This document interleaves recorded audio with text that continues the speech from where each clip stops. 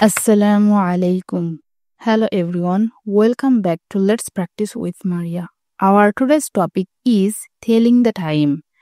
আজকে আমরা শিখব কিভাবে ঘড়ির প্রতিটা সময়কে ইংরেজিতে মেনশন করতে হয়। আমরা অনেকেই এই বিষয়ে জানি, আবার অনেকেই জানি না। So those who don't know, after watching this video, you will be able to know about time. So let's begin. প্রথমে আমরা আসি যে আমরা যদি কারো কাছে জানতে চাই যে এখন কয়টা বাজে, যদি প্রশ্নটা করতে চাই তাহলে বলবো হোয়াট টাইম ইজ ইট নাও। এর মানে হচ্ছে এখন কয়টা বাজে। হোয়াট টাইম ইজ ইট নাও। যদি এখন 1টা বাজে তাহলে এর উত্তরে আমরা বলবো ইট ইজ 1 o'clock। যদি 2টা বাজে তাহলে বলবো ইট ইজ 2 o'clock। যদি 3টা বাজে বলবো ইট ইজ 3 o'clock। যদি 4টা বাজে ইট ইজ 4 o'clock। যদি 5টা বাজে ইট ইজ 5 o'clock। এইভাবে বলতে পারি। ও ক্লক আমরা তখনই ব্যবহার করি যখন ঘন্টার সাথে কোনো মিনিট কম বা বেশি থাকে না, 1 মিনিট কম বা বেশি থাকবে না। যেমন যদি 1টা 5 বাজে বা 1টা বাজতে 5 মিনিট বাকি আছে, এই ক্ষেত্রে অক্লক ব্যবহার করা যাবে না। এক্সাক্ট সময়কে ইন্ডিকেট করতে আমরা অক্লক ব্যবহার করি, অন্যথায় ব্যবহার হবে না।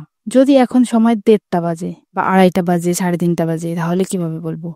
তাহলে বলবো যেমন এখন 1:30টা বাজে, তাহলে এটাকে বলবো ইটস 1:30.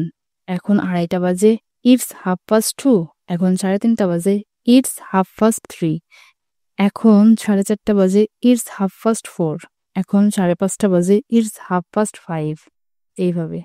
এখানে কিন্তু অক্লকের ব্যবহার হয়নি, কারণ এক্সাক্ট টাইম শুধুমাত্র পুরা ঘন্টা বোঝাইতে আমরা অক্লক ব্যবহার করি। কিন্তু যখন 35 মিনিট বা 5 মিনিট 10 মিনিট কম আছে বা বেজে গেছে, এক্ষেত্রে অক্লক ব্যবহার হবে না।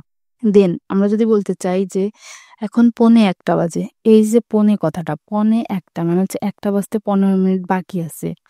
1:45 মানে 2টা বাজতে 15 মিনিট বাকি আছে। এই কথাটাকে আমরা কিভাবে বলবো? এই কথাটাকে আমরা বলতে পারি আ কোয়ার্টার টু। এটা ব্যবহার করে আ কোয়ার্টার টু। যেমন এখন 1:45 বাজে ইটস আ কোয়ার্টার টু 1। এখন 2:45 বাজে ইটস আ কোয়ার্টার টু 2। এখন 3:45 বাজে ইটস আ কোয়ার্টার টু 3।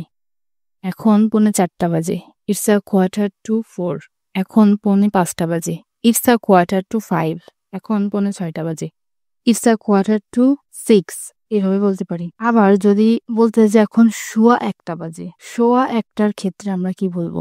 1:15 মানে হচ্ছে 1টা বেজে 15 মিনিট। 1টা বেজে আবার 15 মিনিট হয়ে গেছে। এই ক্ষেত্রেও আ কোয়ার্টার ব্যবহার করব। তবে এখানে টু হবে না, এখানে হবে পাস্ট। কারণ বেজে গেছে, বেজে গেলে পাস্ট হয়। PAST পাস্ট হয়। আর যদি বাকি থাকে তাহলে টু হয়। যেহেতু এক্ষেত্রে 15 মিনিট হয়ে গেছে, তাই আমরা এখানে ব্যবহার করব ইটস আ কোয়ার্টার পাস্ট 1। মানে এখন 1:15 বাজে। তারপরে যদি বলতে চাই 2:15 বাজে, তাহলে বলবো ইটস আ কোয়ার্টার পাস্ট 2। 3:15 বাজে ইটস আ কোয়ার্টার পাস্ট 3। 4:15 বাজে ইটস আ কোয়ার্টার পাস্ট 4। 5:15 বাজে ইটস আ কোয়ার্টার পাস্ট 5। এইভাবে বলতে পারি। এখন যদি বলতে চাই যে 1টা বাজতে 10 মিনিট বাকি আছে, 1টা বাজতে 10 মিনিট বাকি আছে, এই যে বাকি আছে এই কথাটা কিভাবে বলবো? এটা বলতে আমরা টু ব্যবহার করব, যেহেতু বাকি আছে TO2 এটা ব্যবহার করব। যেমন এখন 1টা বাজতে 10 মিনিট বাকি আছে ইটস 10 to 1। 2টা বাজতে 10 মিনিট বাকি আছে ইটস 10 to 2। 3টা বাজতে 10 মিনিট বাকি আছে ইটস 10 to 3। 4টা বাজতে 20 মিনিট বাকি আছে ইটস 20 to 4। 8টা বাজতে 10 মিনিট বাকি আছে ইটস 10 to 8। আর যদি বলতে চাই যে 1টা 5 বাজে, তাহলে কি বলবো? 1টা 5 বাজে মানে 1টা বেজে 5 মিনিট হয়ে গেছে। তাহলে যেহেতু বেজে গেছে, 5 মিনিট বেশি হয়ে গেছে, সেক্ষেত্রে আমরা পাস্ট ব্যবহার করব। আর সবকিছু এক থাকবে, শুধুমাত্র এখানে পাস্ট ব্যবহার করব। যেমন এখন 1টা 5 বাজে ইটস 5 past 1।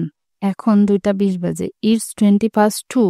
এইভাবে বলতে পারি। অনেক সময় আমরা বলি যে এখন প্রায় 10টা বাজতে যাচ্ছে, তাহলে কি বলবো? এটা আমরা বলতে পারি ইটস অলমোস্ট 10 o'clock। এখন প্রায় 12টা বাজতে যাচ্ছে ইটস অলমোস্ট 12 o'clock। এখন প্রায় 7টা বাজতে যাচ্ছে ইটস অলমোস্ট 7 o'clock। এভাবে আমরা ঘড়ির টাইমকে মেনশন করতে পারি। If you want to know more things, then let me know in the comment. That's all for today. See you in the next video, inshallah.